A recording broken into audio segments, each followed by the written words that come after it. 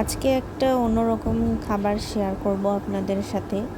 এটা বলতে পারেন মুখের রুচি আনার জন্য একটা রেসিপি, যেটা কেবলমাত্র ফাল্গুন চৈত্র মাসেই খাওয়া হয়। এটার নাম হচ্ছে টমেটো টক। বাজারে এখন অনেক টমেটো পাওয়া যাচ্ছে, আবার কিছুদিন পর আস্তে আস্তে আর পাওয়া যাবে না, যেহেতু শীতকাল। এখন ফাল্গুন মাস, সামনে চৈত্র মাস আসবে। এই সিজনটাতে টমেটোর টক খেতে আসলে অনেক মজা লাগে।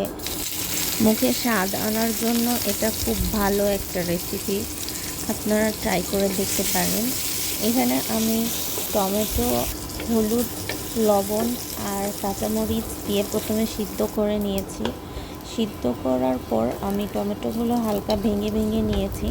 ভেঙে নিয়ে পরিমাণ মতো পানি দিয়ে আমি একটা ডাল রেডি করে রাখছিলাম। তারপর সেখানে হালকা ডাল মশলা, অল্প একটু তেল, তেজপাতা আর আদা ভাঙ্গা করে রসুন ফোড়ন দিয়ে বাগার দিলাম।